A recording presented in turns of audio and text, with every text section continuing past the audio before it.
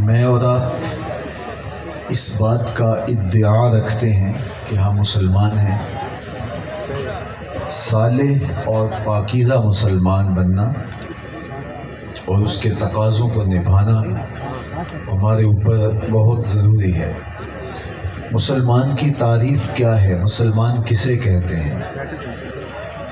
کثرت صوم و صلات کیا یہ علامت اور یہ تعریف مسلمان کی ہے؟ اگرچہ مسلمان کو 5 گانہ نماز کی تلقین فرمائی گئی اور اس کا تاکیدی حکم دیا گیا،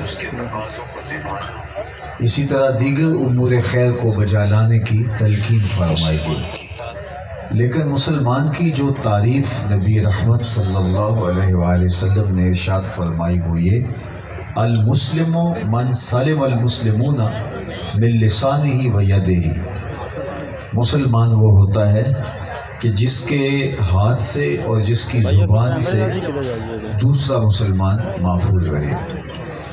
ہم نے اپنا جائزہ لینا ہے کہ ہماری زبان سے، ہمارے رویوں سے، ہمارے طرز معاشرت سے، انداز زیست سے ہمارے دیگر مسلمان بھائیوں کو راحت پہنچتی ہے، تسکین ملتی ہے، یا ہمارا وجود دوسروں کے لیے بوجھ ہے، دوسروں کے لیے اذیت کا سبب ہے، اور اپنے دیگر مسلمان بھائیوں کے لیے، اس انسانی معاشرے کے لیے ہمارا وجود تکلیف اور آزار کا سبب ہے.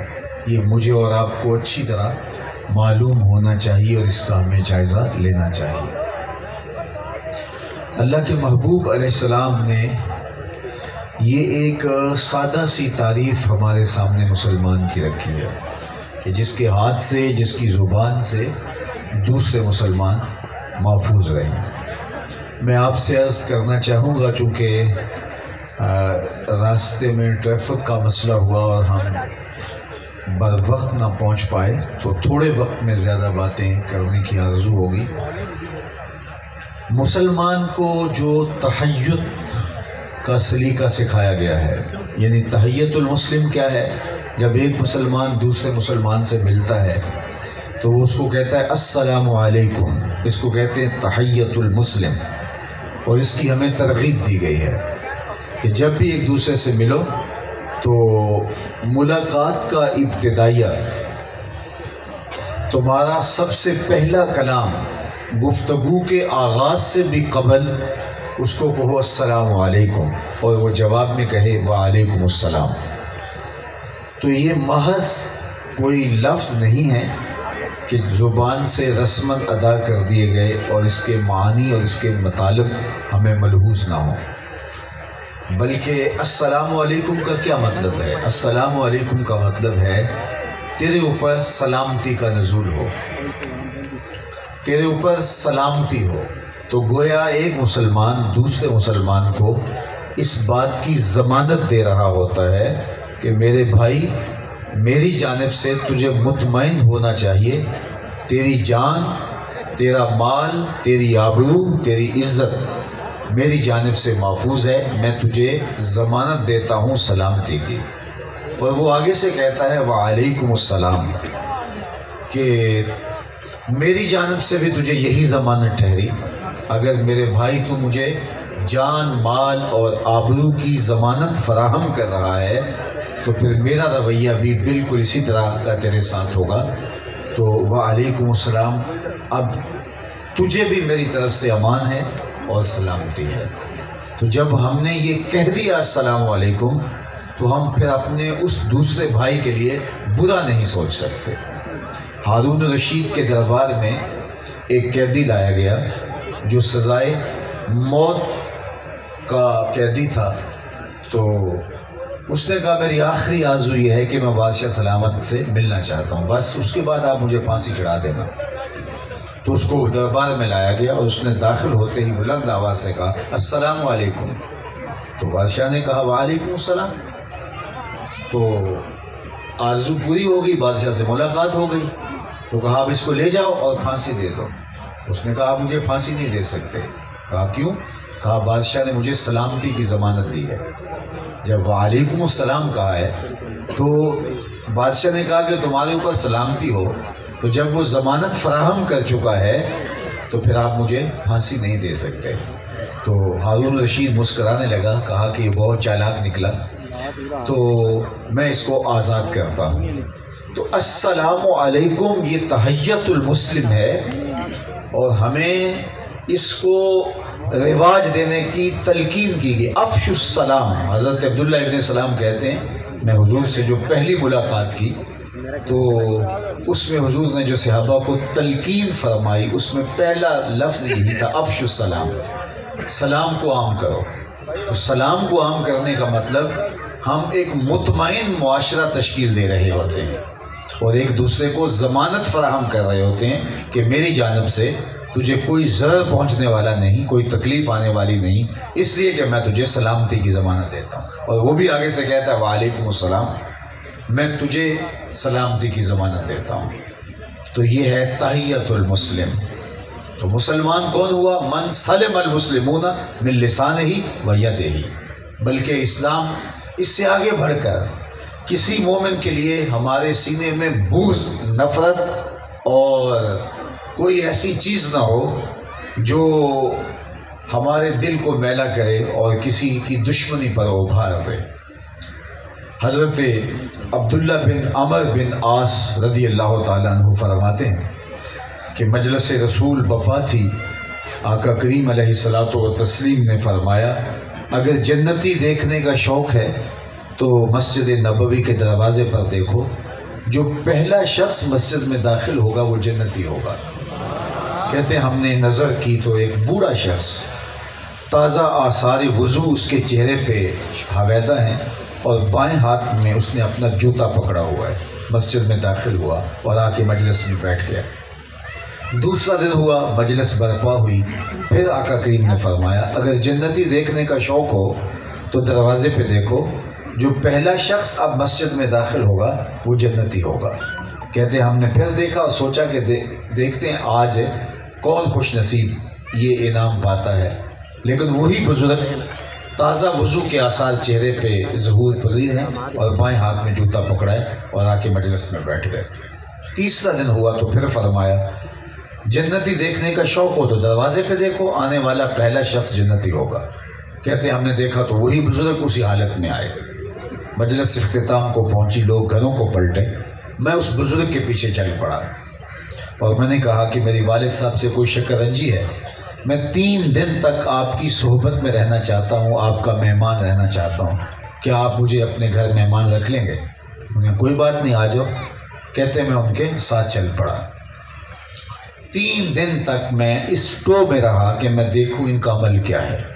آقا کریم نے فرمایا تھا جنتی دیکھنا ہے تو دروازے پہ دیکھو، جو پہلا شخص مسجد میں داخل ہوگا وہ جنتی ہوگا. اور 3 دن یہی تشریف لاتے رہے تو کوئی خاص بات ہوگی. تو رات جب وہ اپنے بستر پہ سو جاتے اور میں بھی ساتھ چارپائی پہ لیٹا ہوتا تو میں جاگ رہا ہوتا اس ٹو میں کہ میں دیکھوں کہ یہ رات کو اٹھ کے نوافل کتنے پڑھتا ہے اور دیگر اعمال کیا ہیں. لیکن وہ برابر سو رہا ہوتا، سوائے یہ کہ جب وہ بستر پر کروٹ بدلتا تو اللہ کا نام لیتا. باقی میں نے کوئی اس کا الگ سے کوئی عمل نہیں دیکھا. دن کے اوقات میں بھی وہی معمول تھے جو عام مسلمان کے معمول ہوتے ہیں، کوئی الگ سا اس کا کوئی میں نے عمل نہیں دیکھا. 3 دن میں ٹو میں رہا لیکن وہ عام معمول کی زندگی ہی بسر کر رہا تھا، کوئی الگ سا عمل مجھے نظر نہیں آیا. تیسرا دن گزارنے کے بعد میں نے الوداعی سلام پیش کیا. میں نے کہا کہ میں 3 دن یہاں اس لیے گزارے تھے کہ میں دیکھنا چاہتا تھا کہ آپ کے اعمال کیا ہیں، چونکہ اللہ کے محبوب علیہ السلام نے یہ فرمایا تھا اور آپ 3 دن تک آتے رہے، لیکن مجھے 3 دن تک کوئی ایسی بات نہیں ملی جس کے بارے میں میں کہوں کہ ہاں یہ عمل ہے جس کا مجھے بھی تتبع کرنا چاہیے. وہ جو اعمال ہیں وہ تقریباً سب میں پائے جاتے ہیں. تو وہ کہنے لگے کہ اے عبداللہ بن عمر، اگر تم اور دن بھی رہو تو تمہیں دیکھنے کو کچھ نہ ملے. یہی میرے معمول ہیں جو تم نے دیکھے. میں نے تم سے کوئی عمل چھپایا نہیں، لیکن ایک میرا عمل ایسا ہے جو تم دیکھ نہیں سکے، اور اگر تم اور بھی رہو تو نہ دیکھ پاؤ گے. تو کہتے میرے قدم رک گئے. اور میں نے اس بزرگ سے پوچھا کہ وہ کون سا عمل ہے، تو انہوں نے میری جانب دیکھا اور پھر اپنے سینے پہ ہاتھ رکھ کے کہا کہ یہ جو میرے سینے میں رکھا ہوا دل ہے نا، اس میں کسی مومن کا بغض نہیں ہے، یہ وہ عمل ہے جو تم دیکھ نہیں پائے۔ تو جنت میں داخلے کا سبب دل کا شفاف ہونا ہے۔ فرمایا جنت میں وہ لوگ جائیں گے جن کے دل چڑیوں کی طرح ہوں گے، پرندوں کی طرح ہوں گے، ایک دوسرے سے بغض اور دشمنی اور نفرت نہیں رکھیں گے۔ آج کی تاریخ میں اور آپ اپنے سینوں میں اتنی نفرتیں، اتنے بغض رکھے ہوئے ہیں کہ کسی شخص کو کسی کے بارے میں پوچھ کے دیکھ لو تو وہ اس قدر بغض و عناد سے بھری ہوئی باتیں کرے گا کہ اللہ یعوذ باللہ۔ ہم بیمار ہیں، ہم پریشان ہیں، ہم دکھی ہیں لوگوں کی وجہ سے، ہمارے دکھ اپنے نہیں ہیں، یہ ہمیں میسر ہے نہیں ہے، فلاں کو کوئی میسر ہے۔ تو آج کی تاریخ میں ہم دوسروں کے حسد میں، دوسروں کے بغض میں، دوسروں کی دشمنی میں، کسی کی خوشیوں کو دیکھ کے دکھی ہیں۔ ہمارا دکھ یہ نہیں کہ ہمیں کوئی دکھ ہے، ہمارا دکھ یہ ہے کہ وہ کیوں خوش ہے۔ ہمارا مسئلہ یہ نہیں ہے کہ یہ چیز ہمارے پاس کیوں نہیں ہے، ہمارا مسئلہ یہ ہے کہ یہ چیز فلاں کے پاس کیوں ہے۔ تو یہ وہ چیز ہے جس نے ہماری زندگی کو جیرن کر دیا۔ اس کا مادی نقصان تو ہے، جس سے طبیعت میں گھٹن ہے، ہر وقت بے چینی ہے، اضطراب ہے، اس کا روحانی نقصان کیا ہے؟ جنت سے محرومی۔ جنت میں وہ لوگ جائیں گے جن کے دل چڑیوں کی طرح ہوں گے، جنت میں وہ لوگ جائیں گے جن کے دل پاکیزہ ہوں گے، جن کے دل نفرت سے خالی ہوں گے۔ قد افلح من تزکا وذکر اسم ربہ فصلی۔ فرمایا کامیاب وہ ہوا جس نے من کو ستھرا کر لیا، جس نے اندر کی صفائی کی۔ ہمارا سارا زور باہر کی صفائی پر ہے، مسواک بھی کریں گے، اچھی سے اچھی خوشبو بھی لگائیں گے، عالی نصب لباس بھی پہنیں گے، اور ہمارے جوتوں سے لے کر کے پگڑی تک ایک ایک چیز بہت خوبصورت ہوگی، اور لباس پہ ایک سلوٹ بھی گوارا نہیں کریں گے، لیکن اندر میل کچیل جمع ہوگا۔ باہر کو مل مل کے دھوئیں گے لیکن اندر میلا ہی رہے گا۔ جبکہ باہو علیہ الرحمہ نے کہا تھا کہ دل کالے نالوں منہ کالا چنگا، جے کو یہ رمز پچھانے ہو۔ ہمارا سارا زور پیکنگ پہ ہے، جو اندر ہے اس پہ ہماری کبھی توجہ ہی نہیں۔ میاں صاحب نے کہا تھا کہ شیشے اتے کٹا جمیا کندھا چاڑی جاندے، شیشے اتے کٹا جمیا کندھا چاڑی جاندے، جلدہ نوئے سانپ کے رکھ دے ورگے پھاڑی جاندے۔ ہماری ساری قوت کوشش پیکنگ کے اوپر ہے، اور اللہ بندوں کے دل دیکھتا ہے۔ وہ بندہ اور بندے کے چہرے کے اوپر بنا ہوا دل نہیں دیکھتا، جب دیکھتا ہے بندے کا دل دیکھتا ہے۔ قربانی کے بعد میں فرمایا اللہ تمہاری صورتوں کو نہیں دیکھتا، تمہارے خون کو بہا ہوا وہ تو نالیوں میں بہہ گیا، تمہارا گوشت تم خود کھا لیتے ہو، قربانیوں کا کھا لیں تم مدارس میں دے دیتے ہو۔ کہا اللہ کو نہ تمہارا گوشت پہنچتا ہے، نہ پوست پہنچتا ہے، نہ تمہارا بہایا ہوا خون پہنچتا ہے، اللہ کو تو تمہارے دل کا تقویٰ پہنچتا ہے۔ تو وہ ہمارے دل کو ستھرا دیکھنا چاہتا ہے۔ قلب سلیم کے ساتھ کون آتا ہے؟ الا من اتى اللہ بقلب سلیم، قلب سلیم کے ساتھ اس کے حضور کون پیش ہوتا ہے؟ لیکن ہم دل کو میلا رکھتے ہیں، دل کو گندا اور جو ہے وہ الجھا ہوا رکھتے ہیں، لیکن لباس کی ستھرائی پر، لباس کی پاکیزگی پر بہت زیادہ ہم زور دیتے ہیں۔ تو اس لیے ہمیں اس دل کو صاف کرنا ہے، دل کی ستھرائی کی طرف توجہ دینی ہے۔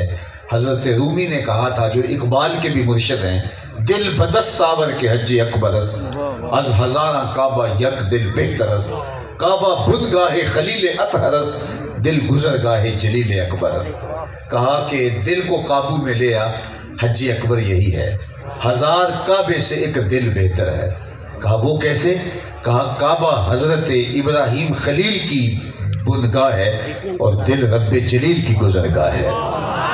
اس لیے اس دل کی اصلاح پورے بدن کی اصلاح ہے۔ اور میرے اور آپ کے آقا و مولا دل و قلب و نگاہ کے مرشد اولین حضور نبی رحمت نے ارشاد فرمایا الا ان فی الجسد مضغہ اذا صلحت صلح الجسد کلہ واذا فسدت فسد الجسد کلہ الا وہی القلب، انسان کے جسم میں گوشت کا ایک ٹکڑا ہے، جب وہ صحیح ہو جاتا ہے تو پورا جسم صحیح ہو جاتا ہے، اور جب وہ خراب ہو جاتا ہے تو پورا جسم خراب ہو جاتا ہے۔ فرمایا سن لو، گوشت کے اس ٹکڑے کا نام دل ہے، تو دل کی اصلاح پورے بدن کی اصلاح ہے، دل کی خرابی پورے بدن کی خرابی ہے۔ میں اور آپ اگر اصلاح احوال چاہتے ہیں، اگر ایک صالح پاکیزہ اللہ کا مطلوب اور مقصود مسلمان بننا چاہتے ہیں، اس کے پیارے محبوب جس طرح کا مسلمان ہمیں دیکھنا چاہتے ہیں، ہم اس طرح کا مسلمان بننا چاہتے ہیں، تو ہمیں توجہ اپنے دل کی طرف کرنی چاہیے۔ اللہ کے محبوب علیہ السلام نے فرمایا التقویٰ ہا ہونا، اور اشارہ کیا دل کی طرف، اور بار بار کیا التقویٰ ہا ہونا، تقویٰ یہاں ہے، تقویٰ یہاں ہے، تقویٰ یہاں ہے۔ تو اگر یہ درست ہو گیا، اللہ اکبر، وچے بیڑے وچے چیڑے وچے ونج مہانے ہو، 14 طبق دلے دے اندر تمبو وانگو تانے ہو، سب کچھ تو اس دل کے اندر ہے۔ اور اقبال نے بھی کہا تھا خود ہی کا نشیمن تیرے دل میں ہے، فلک جس طرح آنکھ کے دل میں ہے، یہ پوری کائنات تو اس دل میں ہے، اور صوفیہ اس کو کائنات صغیر کہتے ہیں۔ پوری کائنات کو اگر اس کا خلاصہ دیکھنا ہے تو قلب انسان ہے، اور قلب انسانی کو اگر جو ہے وہ کھول دو گے تو پوری کائنات بن جاتی ہے۔ تو اس کی اصلاح پورے بدن کی اصلاح ہے، اور فرد کی اصلاح سے خاندان کی اصلاح ہوتی ہے، اور خاندان کی اصلاح پھر معاشرت کی اصلاح کی ضمانت بنتی ہے، اور معاشرے پھر جو ہے وہ ایک سالے سانچے میں ڈل جاتے ہیں اور ایک دوسرے کے لیے باعث ضرر نہیں رہتے، معاون بن جاتے ہیں، تو وہ معاشرہ جنت نظیر بن جاتا ہے۔ آج ہم جنت میں جانے کی آرزو رکھتے ہیں، لیکن ہم اس معاشرے کو جنت بنانے کی کوشش کیوں نہیں کرتے؟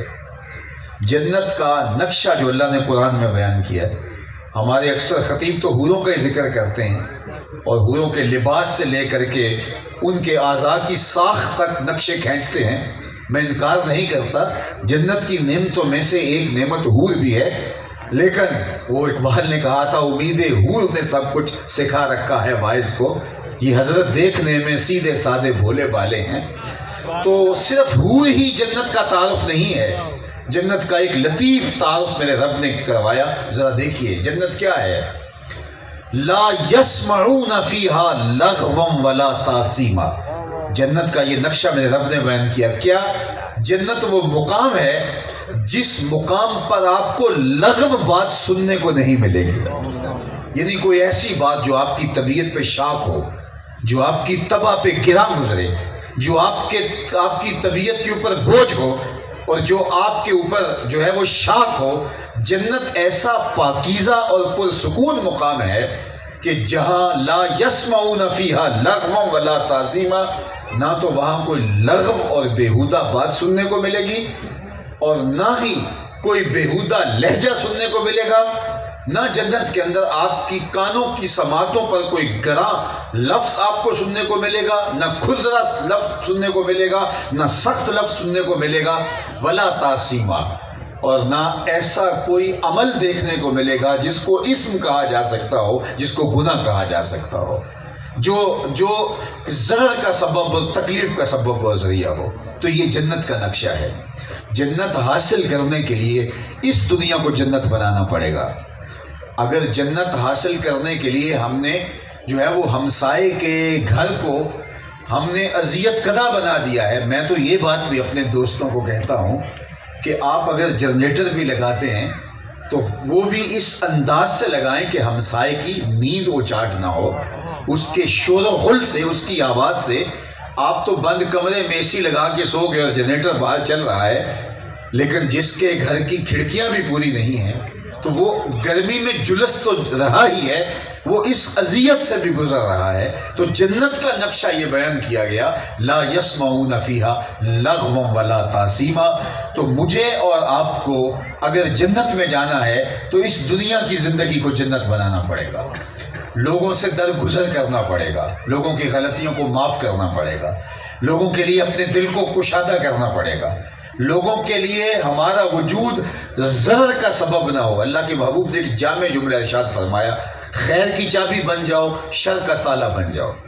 یعنی اگر تم چاہتے ہو کہ اللہ کی قربت حاصل کرو تو تمہیں یہ کرنا ہوگا کہ تم خیر کی چابی بن جاؤ، جہاں جاؤ وہاں خیر کے در کشادہ ہو، اور شر کا تالا بن جاؤ۔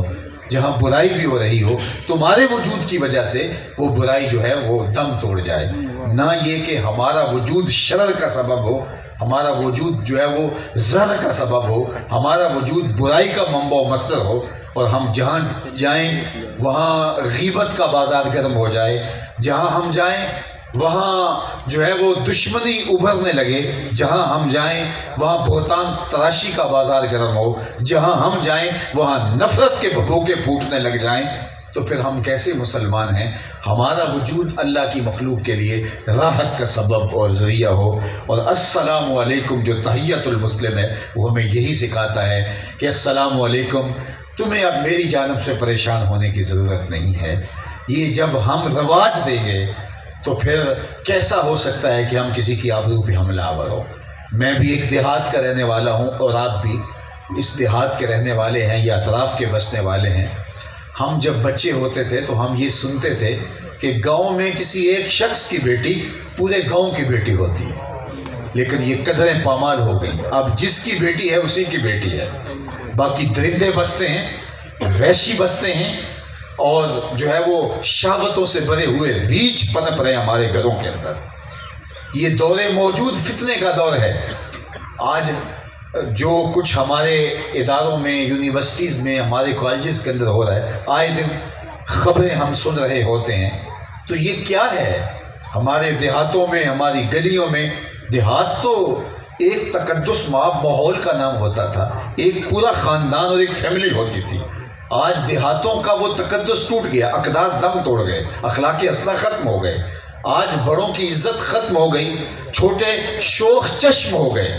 اور نتیجہ کیا ہوا؟ اقبال نے تو ایک صدی قبل کہا تھا، نوجوانہ چوزنا مشغول تن از حیا بیگانہ پیرانے کہن دخترانے او بچشم خود اسیر شوخ چشموں شوخ بینوں خردہ بین ساختہ پرداختہ دل باختہ ابروواں مثل دو تیغ آختہ۔ اقبال نے کہا تھا کہ جس دور میں میں جی رہا ہوں اب وہ دور آ گیا ہے کہ نوجوان عورتوں کی طرح سجنے سنورنے لگ گئے ہیں، ہر وقت کنگھی پٹی کے چکر میں رہتے ہیں، اور جو بوڑھے ہیں ان کی آنکھوں سے بھی حیا رخصت ہوتا چلا جا رہا ہے، اور جو خواتین ہیں وہ اپنی آنکھ کی اپنی خود عاشق ہو گئی ہیں، اور ہر وقت بن سور کے رہنا اور ابروؤں کو تیغوں کی طرح تیار کر کے جو ہے وہ دلوں کو کاٹتے پھرنا ان کا شغل بن گیا ہے۔ لیکن یہ ایک صدی قبل کی کہانی ہے۔ آج کی تاریخ کے اندر ہمارا معاشرہ نہیں رہا۔ آخرت کے اندر تو جو جہنم اور یا جنت وہ فیصلہ آباد میں ہونا ہے، ہم نے اس معاشرے کو جہنم بنا لیا ہے، اور اس جہنم کے اندر ہم زندگی گزار رہے ہیں۔ حضرت نبی رحمت صلی اللہ علیہ وسلم کے سینہ اطہر پہ اترنے والی پاکیزہ کتاب قرآن مجید میں اللہ تعالیٰ نے فرمایا کہ وہ اس بات پہ قادر ہے کہ تمہارے اوپر سے بھی عذاب نازل کرے، اور حضرت عبداللہ ابن اللہ تعالیٰ عنہ اسی آیت کریمہ کی تفسیر میں فرماتے ہیں نہیں، اوپر کا عذاب یہ ہے تمہارے حکمران نااہل ہوں، اور نیچے کا عذاب یہ ہے تمہاری اولاد نافرمان ہوں۔ یہ اوپر اور نیچے کا عذاب ہے جہاں قومیں جکڑی جاتی ہیں۔ میں کسی مخصوص حکومت کی بات نہیں کرتا، لیکن جب سے ہم نے آنکھ کھولی ہے ہمارے اوپر جو آئے ہیں بدترین لوگ آئے ہیں۔ اس کی وجہ کیا؟ کہ ہم بدترین ہیں۔ تبازروا اتعمر لکم، حجاج بن یوسف سے کسی نے کہا تھا کہ تم اچھے حکمران کیوں نہیں بن جاتے؟ تو اس نے 2 لفظوں میں جواب دیا تھا، تبازروا اتعمر لکم، تم ابو ذر بن جاؤ میں عمر بن جاتا ہوں۔ جب رعایا ابو ذر غفاری جیسی ہو، حکمران عمر جیسے ہوتے ہیں۔ تو آج میں اور آپ جس جگہ پہ کھڑے ہیں یہ ہماری سزا ہے کوتاہیوں کی۔ ہم اپنے اپنے دائرے میں ظالم ہیں، اپنے اپنے دائرے میں چور ہیں، کوئی چھوٹا چور کوئی بڑا چور۔ جہاں ہمارا بس چلتا ہے ہم کم نہیں کرتے، اور یہ معاشرہ جینے کا معاشرہ نہیں رہا، اور ہم نے اس کو خود جہنم بنایا، اور اس جلائی ہوئی آگ کے اندر خود جلس رہے ہیں۔ ہماری اپنی بیٹیاں بہویں، ہم اپنے بیٹے، ہم اپنے بوڑھے اس کے اندر، اس آگ کے اندر چل رہے ہیں، اور ہم اس جہنم سے نکلنا بھی نہیں چاہتے۔ تو اس جہنم سے اگر نہیں نکلیں گے تو اس جہنم سے کیسے بچ پائیں گے؟ اس دنیا کو جنت نہیں بنائیں گے تو اس جنت کے حقدار کیسے ہو سکتے ہیں؟ تو صالح پاکیزہ معاشرہ، قو انفسکم واہلیکم نارا وقودها الناس والحجارہ، میرے رب نے کہا کہ خود اور اپنے اہل و عیال کو، اپنی بیوی بچوں کو جو ہے وہ آتش دوزخ سے بچا لو جس کا ایندھن انسان اور پتھر ہیں۔ تو میں اور آپ اگر اپنی زندگی خوبصورت بنانا چاہتے ہیں اور جنت کے طالب ہیں تو اس زندگی کو جنت بنانا پڑے گا، اور اس سے پہلے اپنے دل کو جنت بنانا پڑے گا۔ جب دل گلزار جنت بن جائے گا تو پھر ہمارے وجود سے خیر پھوٹے گی، اور اگر دل جہنم بنا رہا، نفرتوں کی آگ جلتی رہی اس جہنم کے اندر، بغض اور کینہ پلتا رہا اس سینے کے اندر، تو پھر ہمارے وجود سے ظہور پذیر ہونے والے اعمال کبھی خیر کے اعمال نہیں ہو سکتے۔ اس لیے اس دل کی اصلاح پورے بدن کی اصلاح ہے۔ تو فرمایا التقویٰ ہا ہنا، تقویٰ یہی ہے، اور فرمایا اسی کو صحیح کر لو، یہ صحیح ہو جاتا ہے تو پورا جسم صحیح ہو جاتا ہے، یہ خراب ہو جاتا ہے تو پورا جسم خراب ہو جاتا ہے۔ میں اور آپ اگر اپنی ذات سے لے کر امت کی اصلاح تک کی آرزو رکھتے ہیں تو ہمارے پاس کہیں جانے کی ضرورت نہیں ہے، ہمیں اپنے آپ کو بدلنا ہے، اپنے اندر کی تبدیلی کو ہم نے یقینی بنانا ہے، پھر اس کے فیضان، اس کی برکتیں پورے معاشرے کو نصیب ہوتی ہیں، اور میں ذمہ دار اپنا ہوں۔ اس کے بعد پھر دوسرا درجہ اس کا آتا ہے جو میرے دائرۂ اختیار میں ہے، اور میں اگر اپنے آپ کی اصلاح کی کوشش نہیں کرتا تو پھر پوری دنیا کی اصلاح کی کوشش ممکن ہی نہیں ہے۔ یہ خیال استو محال استو جنو، یہ کبھی ہو نہیں سکتا ہے۔ تو اللہ جل شانہ اس معاشرت کو، اللہ نے یہ پاکیزہ وطن جو ہمیں عطا کیا، اللہ اس کو صالحیت کا نور عطا فرمائے، اور ہم پاکیزہ ماحول اور پاکیزہ زندگی کے تصور سے آگے بڑھے۔ اسلام نے ہمیں جو ستھرائی، پاکیزگی عطا کی ہے اور پوری زندگی کو خوبصورت بنانے کی تلقین کی ہے، اللہ عمل پیرا ہونے کی توفیق دے۔ وقت کی نزاکتیں میرے دامن کو کھینچ رہی ہیں، اور نماز عصر کا وقت تیزی کے ساتھ جو ہے وہ آگے بڑھ رہا ہے۔ میں انہی کلمات پر اپنی گفتگو کو سمیٹتا ہوں۔ کار ما آخر شدو، آخر زما کار نشد، مشت خاک ما غبار کوچہ یار نشد، و آخر دعوانا ان الحمدللہ۔ رحمتوں سے بھر دینا، بخت کی بہاریں نصیب فرمانا، مقدر کی خزائیں رخصت کر دینا، جیے تو تیرے لیے، مرے تو تیرے دین کے لیے، زندگی کی آخری ہچکی تک تیرے رسول کے وفادار ہیں، ہر علت سے، ہر قلت سے، ہر ذلت سے رہائی عطا کر، اپنے پاک نبی کے در کی گدائی عطا کر، نفس و شیطان کے مکر و فریب سے، دجل و تلبیسات سے ہماری حفاظت فرما۔ اے اللہ ہمیں صالح معاشرت کے اجالے بخش دے، پاکیزہ معاشرت کا نور عطا کر دے۔ اللہ اس امت کو اصلاح کا نور بھی دے، اس امت کو یگانگت اتحاد کا نور بھی عطا کر، اور اس امت کو غلبہ بھی عطا فرما۔